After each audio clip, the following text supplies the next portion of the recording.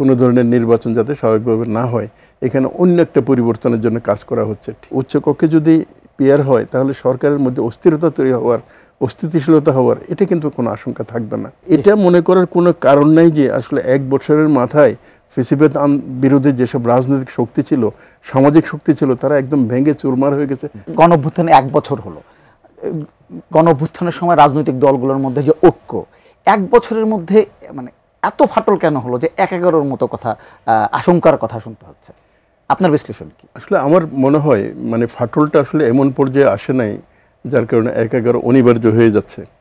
তবে এটা একটা সতর্কবাণী। তার মানে যদি ফেসিবাদ বিরোধী রাজনৈতিক দলগুলো একটা কমন প্ল্যাটফর্ম, কমন একটা জায়গায় পয়েন্টে যদি না আসতে পারে, তাহলে হয়তো যেহেতু এখানে ফেসিবাদী যে রাজনৈতিক শক্তি তারা দীর্ঘ 20 বছরের কাছাকাছি টাইমে ক্ষমতায় ছিলেন অথবা শক্তিধর একটা রাজনৈতিক পক্ষ ছিলেন, এখন তারা চাচ্ছে কোনো ধরনের নির্বাচন যাতে স্বাভাবিকভাবে না হয়, এখানে অন্য একটা পরিবর্তনের জন্য কাজ করা হচ্ছে। ঠিক এই অবস্থায় যারা পজিটিভ ইতিবাচক যেসব রাজনৈতিক শক্তি আছে তাদের মধ্যে ছোটোখাটো কোনো বিরোধ বিসম্বাদও যদি থাকে তাহলে একটা আশঙ্কা তৈরি করে।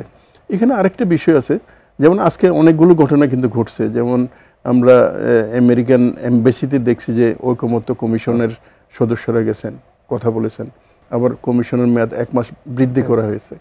তো সব কিছু মিলিয়ে আমার মনে হয় একটা উদ্যোগ আছে, সেটা হচ্ছে কি মাঝামাঝি চলে আসা এবং একটা গণতান্ত্রিক রূপান্তর নির্বাচনের মাধ্যমে এটা হওয়া। এখানে আরেকটা বিষয় আছে, সেটা হচ্ছে কি যেমন এই যে পিয়ারের যে বিষয়টা ভাই যেটা বললেন আর কি, পিয়ার বিষয়টা এমনি এই যে ঐকমত্য কমিশন নিম্নকক্ষে পিয়ারের প্রস্তাব কিন্তু তারা করে নাই।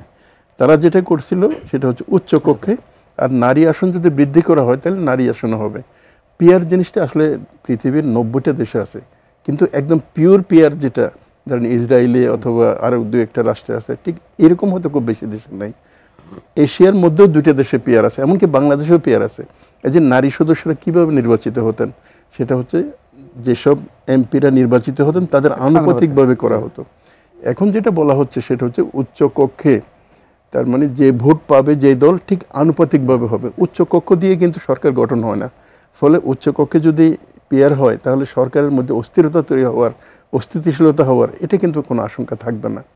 তা আমার মনে হয় আমাদের চিন্তা করা উচিত সেটা হচ্ছে মাঝামাঝি একটা জায়গায় আসা।